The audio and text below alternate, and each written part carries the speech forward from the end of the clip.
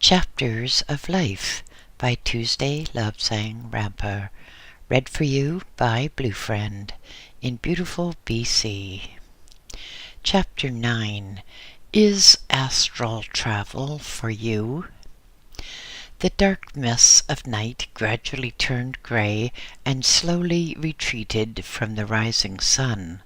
For some time, dank tendrils of fog rose up from the long grass. Soon one could discern the old-world village of Much Nattering, nestling deep in the valley formed by the Cotswold Hills. A forest spread down the slopes as if threatening to engulf the little village. Through the center of the main street, a small brooklet twinkled and tinkled along, carrying with it all the refuse of an older civilization. Much Nattering was a typical English village with small stone houses thatched with yellow rushes from the nearby marshes. At the far end of the village was the village green. In the center of it, the ducking pool, where the scolds were dipped in the chair at the end of a long beam projecting far out over the stagnant, slime-covered water. Farther along, nearer the village side of the pond, was a small stone platform, probably the remains of an old basalt eruption from the mountain side. Here it was accustomed to take witches and throw them in the water to see if they sank or swam. If they sank and drowned, they were innocent. If they swam, then it was adjudged that the devil was supporting them, and so the poor wretch would be thrown back in until eventually the devil's arm got tired and she did drown. The maypole was still decked with its ribbons, for yesterday had been a holy day, and the youth of the village had been dancing the maypole and plighting their troth. As the light increased and the day advanced, small trickles of smoke seeped up from holes in mud roofs or from small chimneys and thatched roofs, signs that the yeomen of England had bestirred themselves to get their breakfasts before setting out for their work. Breakfast ale to drink, and dry rough bread to eat, for in those days there was no such thing as tea or coffee, no cocoa, and rarely, perhaps once a year, did they eat meat of any kind. Only the richer families knew the taste of any meat. The rest, that which they could produce in their own locality. There came the sounds of much bustle, the sounds of much movement. Soon men were pouring out of the doors and going to shippons or barns, or going out into the fields to catch and harness horses. The women folk were busy inside their houses, clearing up, dusting, making, mending, and wondering how to make do with the small amount of money available, for so much was done by barter, and now everyone in the village knew what everyone else had, and it was time for some of the traveling men to come and bring new items.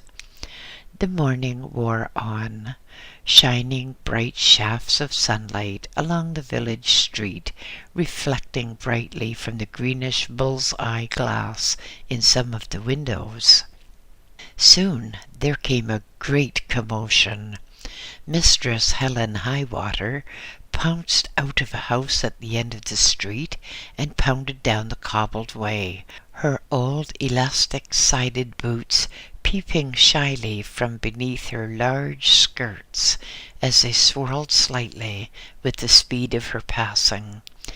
Beneath the beribboned poke bonnet which she wore, her face shone bright red and was covered with a thin film of perspiration. On she swept like a full-rigged schooner, racing before a winter gale. Clack, clack, clack, clack, clack, tapped her heels on the tops of the smooth cobbles. Every so often she turned her head without stopping her headlong flight, turned to peer over her shoulders if she thought she might be pursued by the devil, Just a glance. Then on she went with renewed vigor, her breathing coming in short puffs and pants.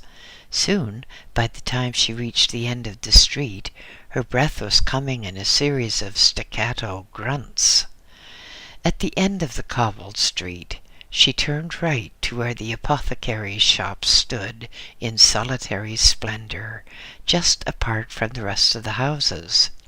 For a moment she paused in her headlong flight and looked about her once again. Then she looked up at the leaded windows above her. Peering around the side of the house, she saw that the apothecary's horse was not tethered, so returning to the front again, she dashed up the 3 worn stone steps and pushed open the solid oaken door. Clang, clang, clang, clang, went a little bell as she pushed her way into a dark and gloomy room. Odors assailed her from every quarter, musk and cinnamon, lemon, sandalwood, and pine, and other strange scents which her nostrils could not identify. She stood there panting and puffing and trying to get back her breath, when from a room behind the shop appeared another woman, the apothecary's wife. "Oh, Ida Shakes," said Helen Highwater. "I saw it again last night. There she was, up in the sky, with the moon as her background. She was naked as a jaybird, and riding on a big birch broom." She shuddered and looked as if she was about to faint.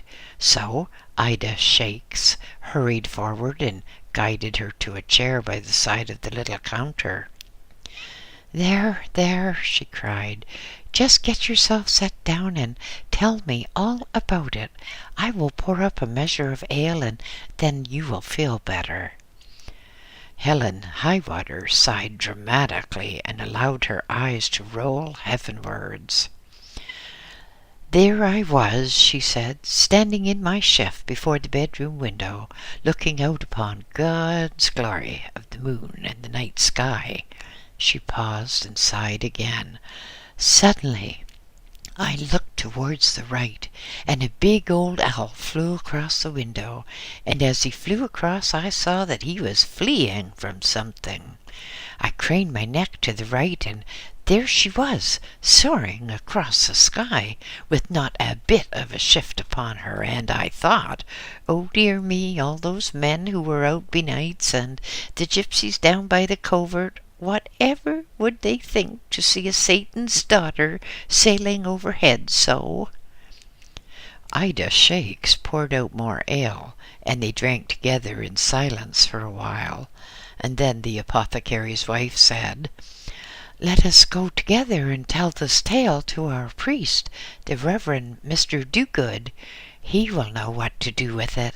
Now you just get your breath back, while I get my bonnet on, and we will be out together, and I will have the apprentice look after the shop." With that she turned on her heel and hurried into the back room, where Helen Highwater heard her giving orders in a short, sharp tone of voice. Soon the 2 ladies, chattering away like magpies, were hurrying down the side road towards the parsonage, and towards a conference with the worthy pastor and keeper of their souls, the Reverend Mr. Dogood. Miles away, in a small village far from London, the fierce Cardinal Wolsey turned restlessly in his bed. He was making his plan to hunt witches, making his plans to make and unmake kings, and bring austerity to princes as well as paupers. He had retired to his country mansion at the village of Hampton, some miles from London town. Even then, he was planning to rebuild the mansion and make it into a veritable court, to rival that of the king in London. But now the cardinal, who little knew that in future years his name would be a trademark for underwear, tossed restlessly while throughout the length and breadth of England his special investigators prowled, watchful, hoping to be led to witches, that they could be tortured and burned at the stake to the glory of God and to save their souls. The worthy cardinal pondered upon all these things, and he leaned back upon his soft cushions and thought with smug complacency how he would reorganize heaven when he eventually got there, although he had no plans to leave the earth at the moment, as he was enjoying much power. Back in the village of Much Nattering, the two ladies stood up to take leave of the Reverend Do-Good. "Well then, ladies," he said somberly, "we will keep watch on that widow of whom you spoke, and we will see what we shall see, and having seen, we shall act to the glory of God." He nodded gravely and ushered Ida Shakes and Helen Highwater out of the parsonage door. For the rest of the day, little groups of women could be seen furtively whispering to each other and peering up towards a forest which loomed at the perimeter of the village. There was much nodding of heads and shaking of heads, much folding of hands beneath aprons. The men, ignorant of what was going on, looked mystified at the strange doings of their womenfolk, as men always do anyhow, and just put it down to a form of moon madness which came upon women every so often. Down by the maypole, a small group of boys and girls twirled and twisted and pranced around as they practiced the steps for a new maypole dance which they were shortly going to perform before visitors from another village. Soon the shadows of the night gathered, and back from the darkening fields came the men who had labored long throughout the day. Drooping with weariness, they trudged along the cobbled streets and lurched into their homes. In the shadow of the parsonage, 4 men waited silently, leaning up against the wall, talking in the lowest of low whispers. Then, as the darkness became more profound, a figure appeared from the side of the parsonage. It was the Reverend Mr. Do-Good himself. The 4 men respectively touched a forelock to the parson. He said, "Follow me to the widow's cottage. I have sent a messenger to fetch the interrogators." So saying, he turned and strode off, circumnavigating the main part of the village and heading towards the forest. For some 20 minutes they walked, and then they entered the dark shadows cast by the pine trees. Here progress was quite difficult. Here there was only the purple loom from the night sky, which filtered down through the bare branches. But through familiarity they could feel and detect their way, so they pressed on, trying to be as silent as they could. At last they approached a clearing, and passed by a pile of hazel twigs and some remnants of charcoal. Passing that, they turned to the left and saw the dark outline of a rough hut ahead of them. Now their caution was extreme. They moved carefully, with complete circumspection. Softly they tiptoed across the clearing to the hut. In single file they approached the window, which was roughly curtained, but the merest chink of light shone out. The priest moved forward and put an eye to the chink and looked inside. Inside he saw a sparse room, roughly furnished with homemade furniture cut from the trees themselves. The light he saw was the light from a burning pine knot on which resin still dripped down.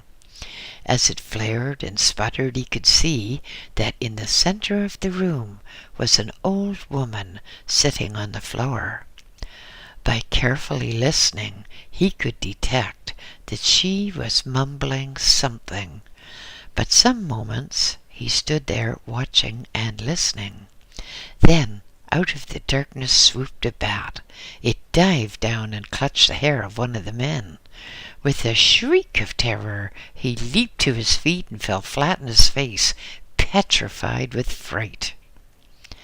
As the priest and the 3 other men looked in stupefied astonishment, the door of the hut creaked open, and in it stood the old woman. The priest was galvanized into life. Dramatically pointing a forefinger at her, he shouted, "Daughter of Satan, we have come for you!" The old woman, struck with terror, and well knowing the fate in store for her, fell to her knees, wailing. At a sign from the priest, the 3 other men, now slowly followed by the 4th, who sheepishly climbed to his feet, went to the old woman. 2 held her arms roughly behind her, and 2 entered the hut. They rummaged round, not finding any spells or any signs of magical instruments. They overturned the pine knot into a pile of pine needles, so that the hut flared, and as the men retreated, it burned to the ground. In the basement of the church, the old woman knelt before the priest. "I have sent for the interrogators," he thundered. "You daughter of Satan, you have sailed across the sky, naked, in company with Satan." The poor old woman shrieked with terror, knowing that as her house had been burned, judgment had been passed upon her without any trial. "You are going to be kept in a cell for the night to await the pleasure of His Majesty's investigators," said the priest, and turning to the 4 men, he instructed them to take the old woman to the local prison and keep her locked up until the next morning. Late the next morning, there was the thunder of hooves along the hard-packed earth road, ending in a clatter as the horseman joined the cobbled main street and reined in at the parsonage. From the leading horse descended His Majesty's interrogator of witches, a surly, bloated-faced man with narrow, pig-like eyes. He was followed by his assistant and 2 torturers, who lovingly removed the bags containing their instruments of trade from the horses' backs. Together they went into the parsonage, where the priest was expecting them. For some time there was animated discussion, and then the men left the parsonage and made their way to the room which was used as the local jail. Entering, they seized the old woman, who was now gibbering with terror, stripped her of her clothing. Examining her minutely, inch by inch from head to foot, they jabbed sharp pins into her to see if there was any spot which she was immune to pain, one of the standard tests for witches. Soon also they put thumb screws upon her and tightened them until she screamed, and the screws ran red. Still, having no confession from her, for in truth she had nothing to confess, they seized her by her hair and dragged her out at a run all the way down the cobbled village street to the ducking pond, where by now a crowd of avid, eager spectators had collected in the hope and knowledge of seeing a witch drowned. The old woman was held upright, naked, on the stone platform, while men went to each side of the pond. Then the priest stood in front of her and said, "In the name of the Father, the Son, and the Holy Ghost, I urge you now to make your true confession, that according to God's mercy you may die, knowing that your soul has been saved. Confess, ere it be too late." With that, he made the sign of the cross in the air and stood aside. The old woman was speechless with terror. 4 men grabbed her by the arms and legs and swung her high into the air. Up she went and turned a somersault in the air before falling headfirst into the scummy, stagnant pond. For moments there were just ripples on the surface, and then her hair streaming and her head appear. She threshed wildly at the water and seemed to make some headway at swimming. Then some spectators threw a heavy rock which caught her on the side of the head. Other rocks followed. The poor old woman gave a horrid, soul-wrenching scream, and an eyeball was seen dangling down her cheek. Further rocks dislodged it, and the body sank beneath the water, which was stained red. For a minute, perhaps more, there seemed to be turmoil beneath the water, and a whole fountain of red, blood-stained water spurted up in a little mound. One of the investigators turned to the other and said, "So, Satan didn't save her. Perhaps, as she claimed, she was innocent after all." The man to whom he spoke shrugged and turned aside as he said, "Oh well, what does it matter? We've all got to die sometime. We've just put her out of her misery." Unnoticed, isolated and alone, an aged hunchback lurked in the shadow of a little clump of trees.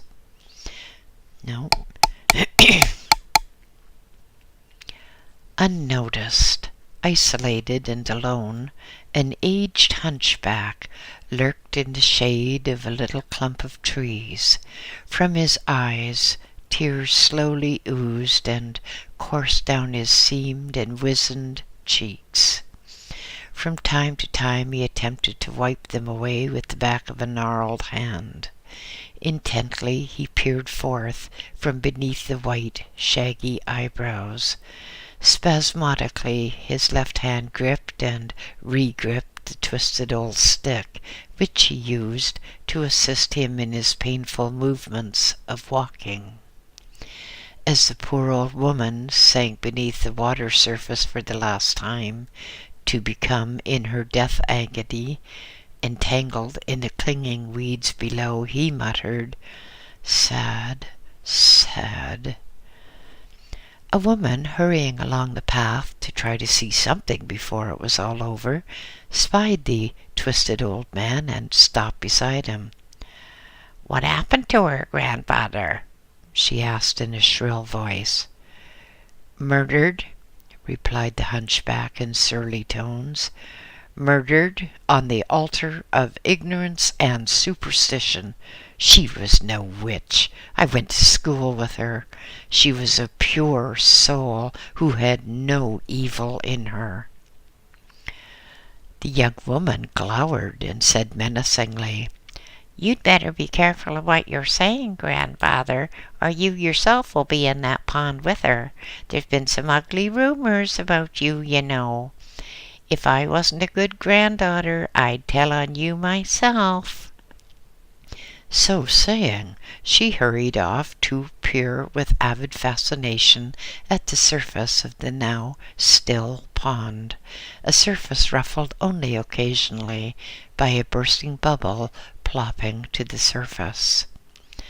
The hunchback stared towards her with brooding eyes and then muttered to himself, "Superstition, superstition, always the enemy of progress. We who do astral travel are the prey of the wicked, the ignorant and the jealous, those who cannot do it themselves and who give the wrong thoughts to we who can. I must be careful. I must be careful." Sadly, he looked again towards the pond, for now investigators had brought the old woman's clothing, which they dumped upon the stone where she had stood. Solemnly, with many religious incantations, they applied flint and tinder to the torn old wrecks. Fanning the first sparks into flame, they had the clothing blazing, and small particles of blackened burnt material swept upwards on a vagrant wind.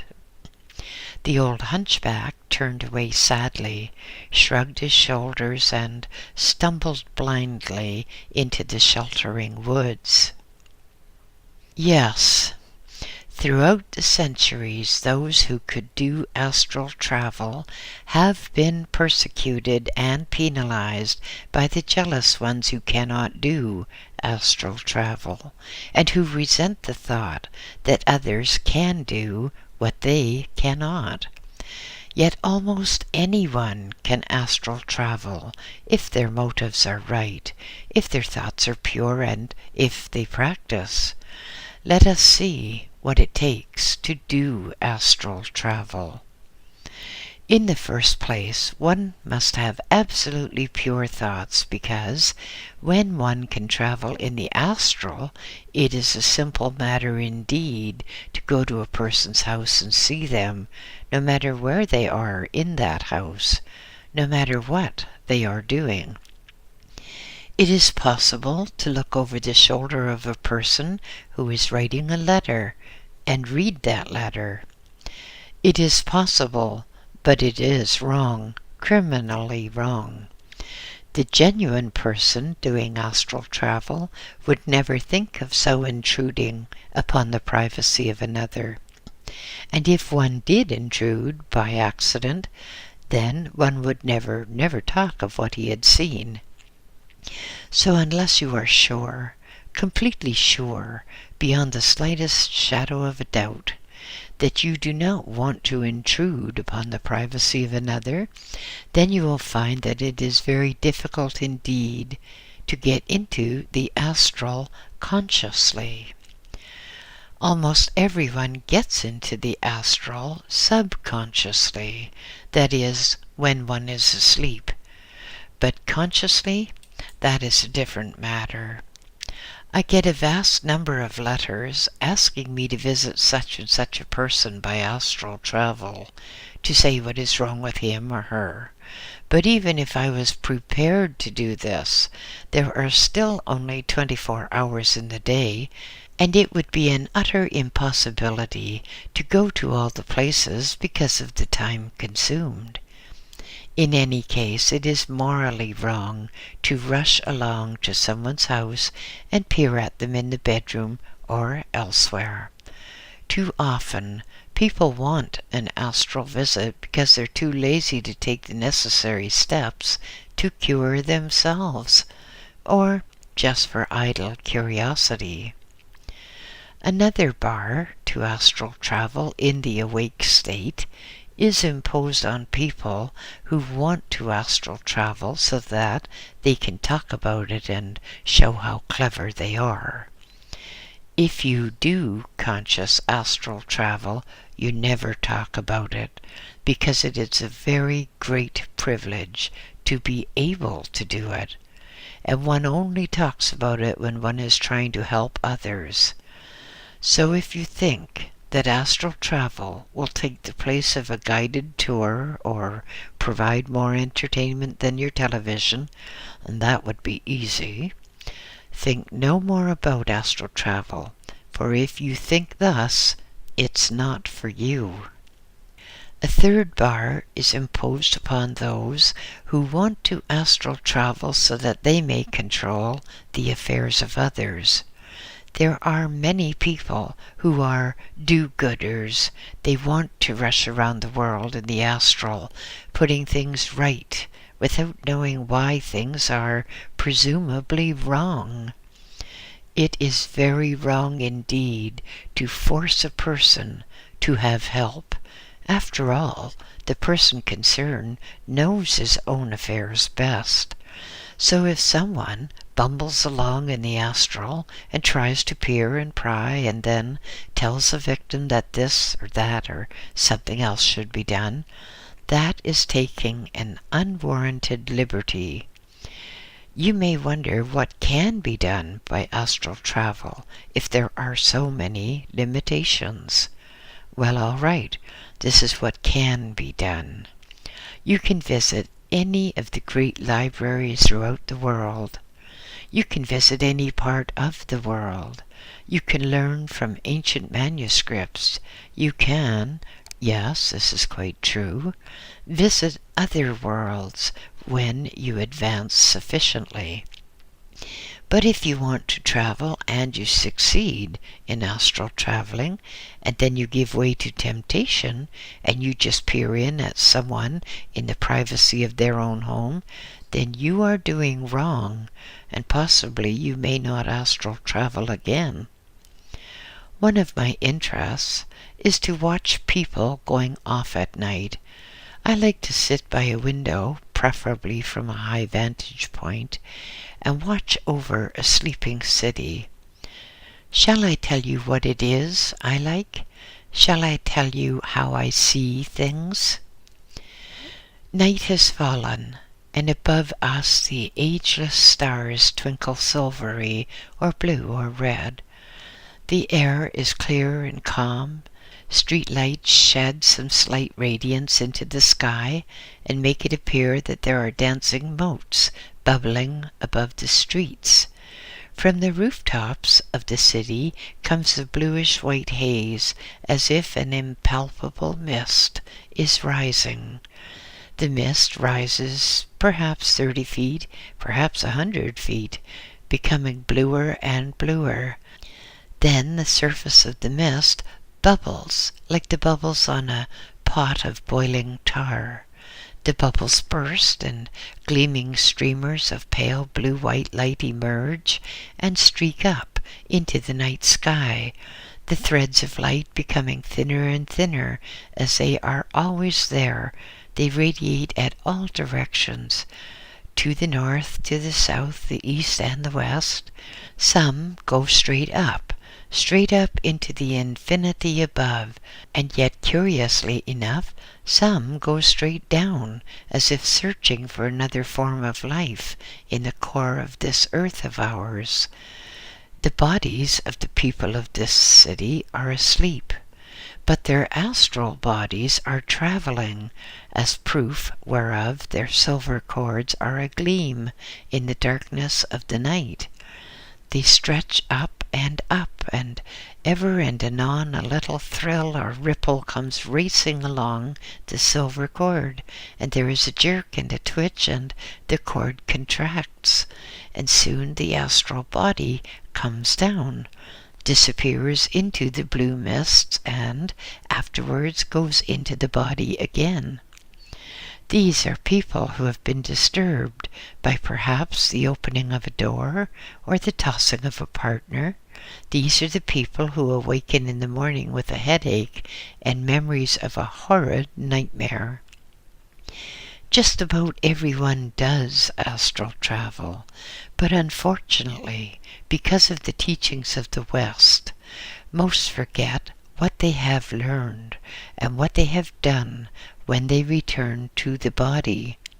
And if an astral is reeled in suddenly, it gives rise to nightmares and a complete shattering of all the memories of the actual experience. Most people have had the experience of a violent jerk as they were falling asleep.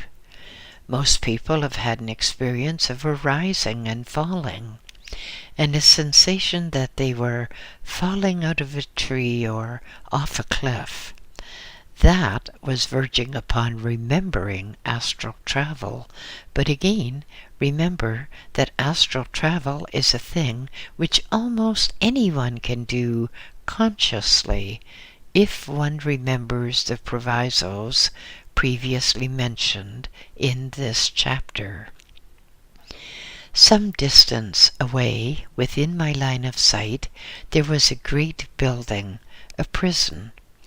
Around the walls the lights burned throughout the night, and occasionally a bright spotlight would flicker along the walls. But at this time of the night most of the cells were dark, yet not dark. because the lights of the silver cord go up.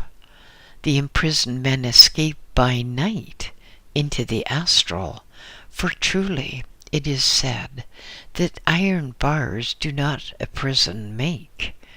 Iron bars restrain the flesh, but they are no bar to the astral.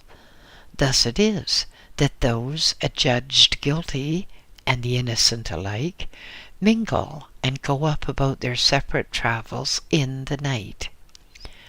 All too frequently, from the penthouses atop the high buildings, one gets terrible, sordid thoughts, and even the silver cords which protrude from such places are often duller and tainted. For those who pander to the lusts of the flesh do not travel to the highest planes. Instead, they are confined to the lower astral, where they meet depraved and unevolved personalities to match their own. Supposing you have gone through all this, and you have decided that you have no lusts, no desire to peer at others in the privacy of their own homes, suppose you decide that you are one who can travel consciously. Well, this is how you should go about it. Make a definite experiment. Make an arrangement with some very close friend that you will, with his or her permission, visit the house that night. Have your friend agree to put something, perhaps some written message, on a table, so that you can read the message put there for you and repeat it back the next day to test your progress. When you go to bed, make sure that it's at a reasonable hour, that is, fairly early. You should not have a heavy meal before going to bed. And, of course, you should not drink too much before retiring, otherwise your rest will inevitably be disturbed, and getting up in the night may cause you to forget your astral traveling experiences. When you rest your head upon your bed, make sure that you are completely comfortable. Not too hot, not too cold, and it is better if you sleep alone, with your door locked, because if you are sleeping with your partner and there is restlessness during the night, you'll be brought back from your astral journey with quite a shock, which will cause you to forget anything you have experienced. Decide where you're going to go. You may be going to your friend's house, in which case you will know the way, or you may be going to a different country. But supposing you are going to one special house or one special person, then visualize the house. Visualize how you would visit that house if you were going by car or walking. Solemnly affirm, before you allow your body to sleep, that your astral will go to the house, and that when you awaken in the morning, you will have a complete memory of all that happened.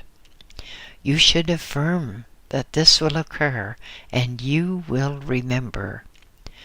Repeat your affirmation 3 times, and then let yourself drift off to sleep, thinking of all this as you do so. If you succeed, this is what will happen. You will feel your body getting heavy. You'll feel your eyes becoming tired, and you will fall asleep in a perfectly ordinary, normal manner. But then, as you fall asleep, you will have an experience similar to going out of a dark room into a brilliantly lighted outdoors.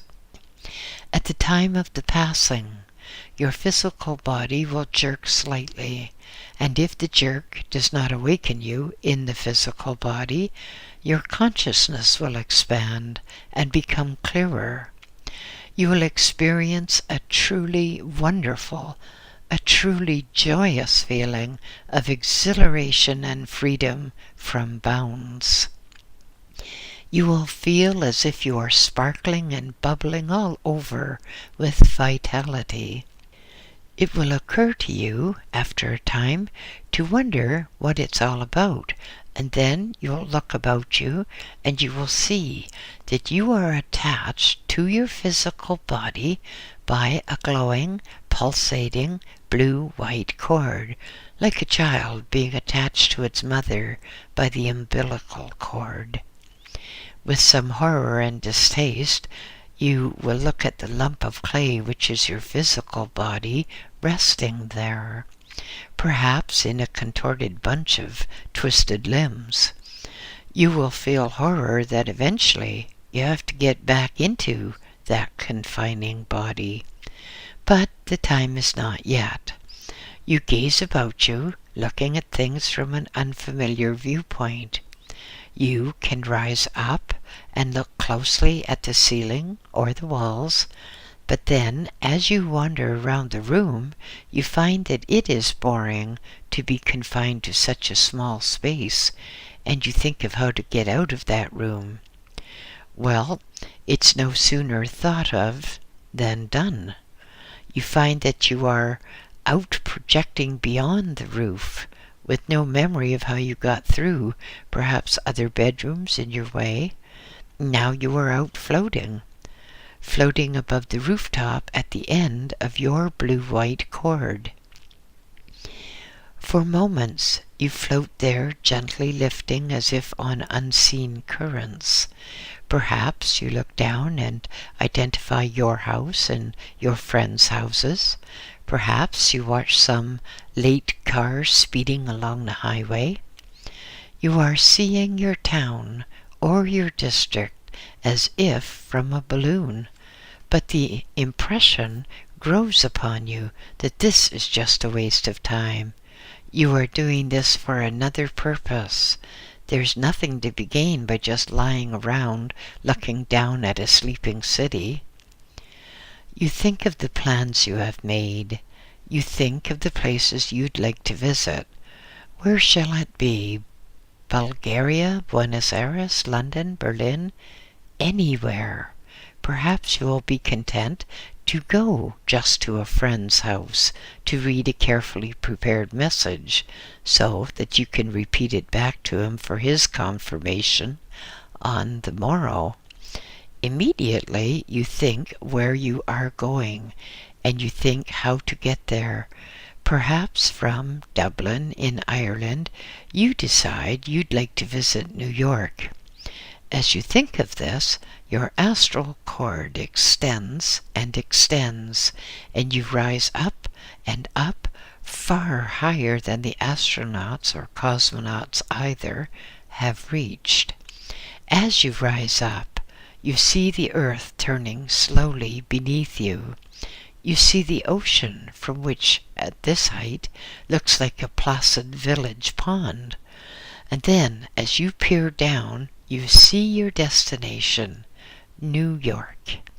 Here the time is 4 hours earlier, so people are not going to be asleep yet. They have their city lights on, and it provides an excellent beacon for you. You set your sights on New York City, and you fall down towards New York City almost with the speed of thought. As you get closer and closer, and the city becomes larger and larger, you can pick your actual desired destination. Perhaps it may be Manhattan. Perhaps you want to look in on the crowd swarming out of Broadway theaters. Perhaps you want to have a look around Radio City, or float over the docks and see the great liners lying at their moorings.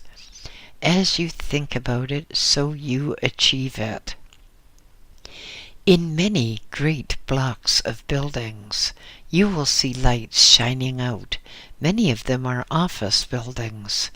Well, you can look around, see the cleaners at work, and perhaps some high-pressure executive at work too. But many of the lights will be apartment buildings. A caution here: do not intrude. Do not force your way into the privacy of those apartments, because you would not like people spying on you and perhaps chuckling a little maliciously at you, would you? Well, respect the privacy of these people, and you will be able to continue your astral travels without hindrance. Throughout the period of your travel, keep in your consciousness the thought that you will remember, you will remember, you will remember. Never lose sight of that thought. Keep it tucked away somewhere so that all the time you're getting a jog that you must and you will remember. With practice, you will have no difficulty at all in remembering. First, when you're back in your body, you will think that you had a dream. But if you allow yourself to visit the same place the night after, you will realize that this is not a dream, but actuality. So, with confirmation, you will find that it becomes easier and easier. But you are in the astral, looking at New York City from the air. The night grows darker. Down below, policemen in their prowl cars wander in and out of the back alleys. The city grows quieter, although New York is never quiet. Soon you find that there is a strange impression of unease, an impression that you are wanted. Soon you find there's a tingling coming to you along the silver cord. If you are wise and experienced, you will immediately head home. In this case, you left from Dublin, remember? If you are not experienced, you'll be reeled in unceremoniously, like a fish reeled in by an eager angler. As you, being one of the wiser ones, allow yourself to return, you head straight up into the sky again, so that, looking down, you can see the darkness darker and darker over the United States, and over Europe the light is beginning to become brighter. You find that over Dublin you have the first faint streaks of light coming over the edge of the world, so you allow yourself to go down and down. You see the roof of your house approaching, and the first time or two you instinctively brace yourself for a hard landing, but nothing happens. You go down straight through the roof without even being aware of it. And then you find yourself in your bedroom again, floating a few feet above your slumbering physical body. You look down at it and you shudder once more at the thought of losing the freedom of moving with the speed of thought. However, nature will not be denied, and you find that you are settling. Soon, you are almost in contact with the body, which seems to be shimmering and vibrating slowly. And then you become aware that you are vibrating much faster. You have the task of synchronizing your vibrations to those of the physical body, but this is largely an automatic matter, and then you find you're sinking back into the physical body. You will feel as though you are tightly encased in a cold, damp, rigid garment. It is a thoroughly unpleasant feeling first, because there's an impression of being stifled and constricted, and it will make you shudder and wonder why on earth people have to have bodies. Then the answer will occur to you. Well, of course, you have to be on earth. You will still be keeping before you the thought that you have to remember everything. You have to remember everything. and you lower your astral farther down so that it fits exactly into that cold, clammy body of yours.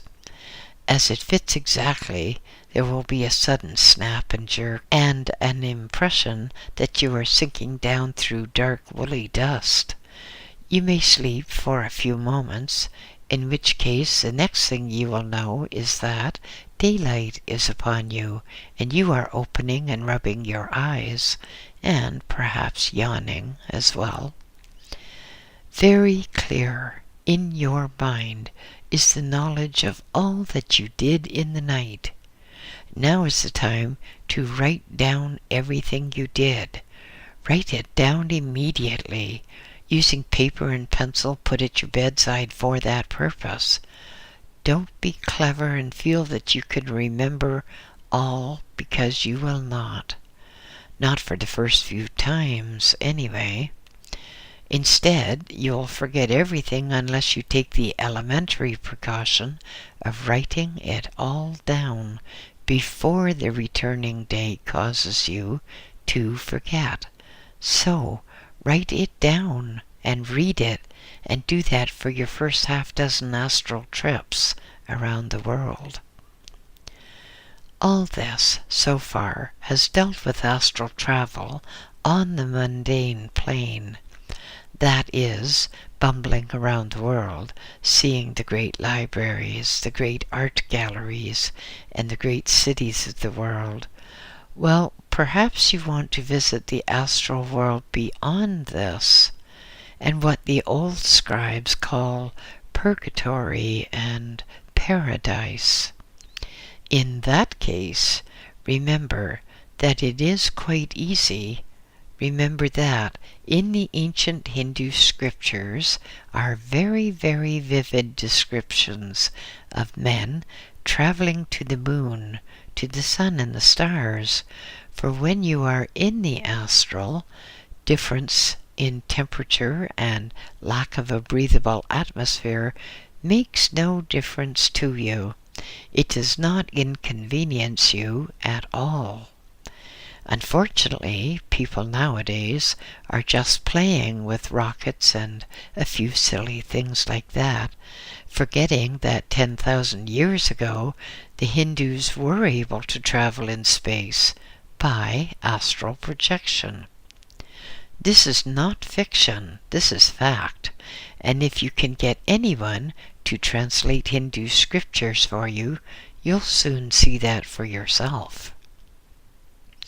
If you want to visit friends in the astral, you will have to be specially trained. That is, if your friends are highly evolved, because in the astral, that is, in the higher planes of consciousness, an hour or two of Earth time will be several thousand years of astral world time, because it all depends on the speed of thought, etc. It takes, as a crude illustration, 1/10 of a second for thought to travel from a man's brain to wiggle his big toe or turn his wrist. Well, in the astral plane, it might take 10,000ths of a second. There is a different time system altogether. But you, when you do astral travel daily or nightly, you will find that you are able to operate your mind more and more in the lighter planes, and thus you will not be limited by physical boundaries. To give you some idea of the difference in time cycles, let me say that we on this earth are now living in the age of Kali. The age of Kali in celestial years is equal to 1200, but in human years it is 432,000 years. But beyond our Earth system, beyond our whole system of time and dimensions, there is the Creator of the Universe system, which is quite a long time.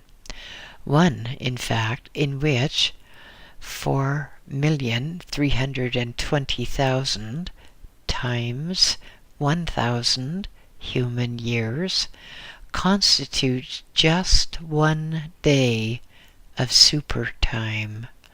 So, before you can actually locate an evolved entity, you have to be sure of its place in a certain time sequence. All of which makes it clear that the backstreet medium really doesn't have a chance. But you want to get out of this world and into the astral world. Well, tell yourself what you are going to do, and when you go to bed, determine that you really are going to leave this world and go up and into the astral. Picture yourself rising up beyond the earth and into space and into another dimension altogether. First, you will get out of your body at the end of your silver cord, and then you will find all your color values change. You will be aware of colors which previously had no place in your knowledge. You will see that foliage is of many different hues, more colors than you knew existed. But then you may be horrified to see that there are quite unimaginable creatures gibbering at you, making obscene gestures, making obscene invitations. But do not be disheartened or frightened, because here you are just passing through the garbage of elementals, etc. Just as in most cases to enter a great city by rail, for some inexplicable reason, see all of the backs of the slum houses first. There is nothing at all to be afraid of. No elemental or entity can hurt you in the slightest, provided you are not afraid. If you are afraid, then you more or less attract these people. So the best thing is to carry on and realize quite fully that no one at all can hurt you unless you are afraid. Decide that you're not going to linger in this area of elementals, but carry on to the land of the golden light. Here you will see such beautiful things that it is quite impossible to describe them in words relating to a three-dimensional world. Your experiences in the land of the golden light have to be experienced in person, not through the medium of the printed or spoken word. As your proficiency increases with practice, you will be able to go to other worlds and to other planes. But remember, you cannot intrude upon the privacy of another. You cannot harm others through astral travel, because that is the crime of crimes. Here's a happy thought for you. In the land of the golden light, you can only meet those with whom you are compatible. Here, in fact, you can meet your twin soul, for there are such things, as we shall see in our next chapter. End of chapter 9.